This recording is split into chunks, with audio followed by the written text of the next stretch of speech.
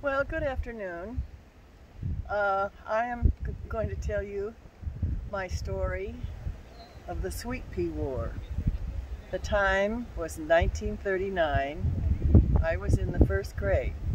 I lived in La Crescenta, which in those days was kind of rustic and not too civilized. Today it's considered kind of an elite little neighborhood.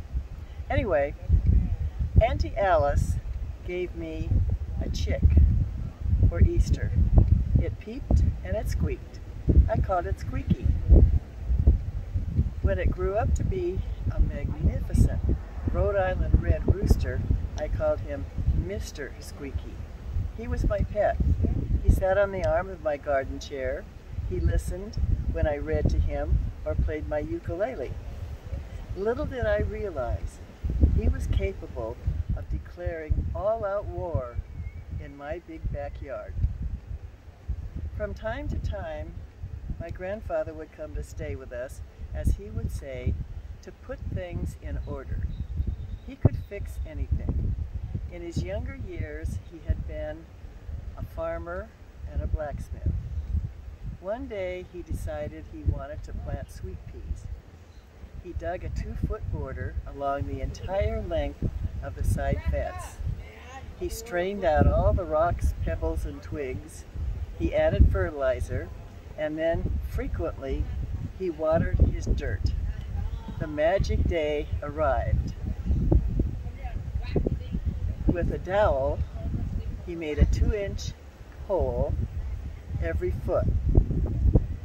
In the hole, he placed 2 sweet pea seeds, round, soft seeds. He had soaked them overnight so they would germinate quickly. When he finished his planting,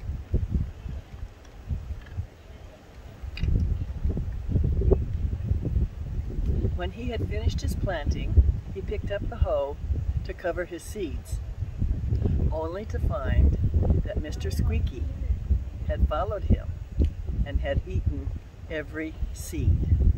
Granddad let go with some very fancy language, and then he hit Squeaky a very hard blow on his side. Squeaky let out a loud caw and ran for cover under the plumbago bush. He was wounded. His right wing was dragging on the ground. He did not go to the chicken house that night. I was his caregiver. I took him a blanket, food, and water. He stayed under his bush for 2 weeks.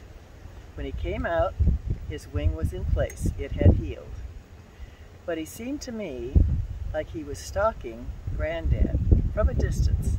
Every time Granddad moved to one side or the other, Squeaky was coordinated with him. Then, one day, Granddad was down on both knees, pulling weeds. Our yard was on a slant. Squeaky took off in attack mode.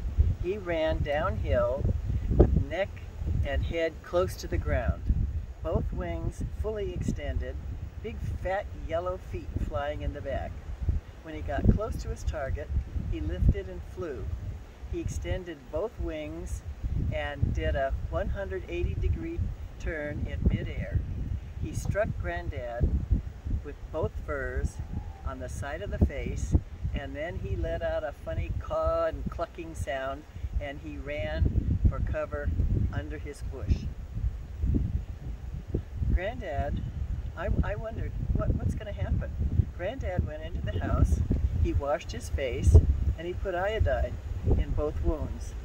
That night at dinner, my father said, "Dad, how did you cut your face in 2 places?" The answer, "Oh, there was a loose wire on the fence." I said nothing.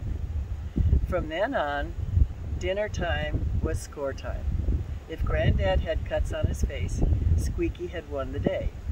If he had cuts on the back of his hand or his forearm, then Granddad had had enough warning to protect his face.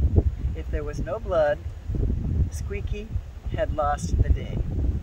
The time came for Granddad to return to his home in Glendale. Once again, Squeaky became my docile pet.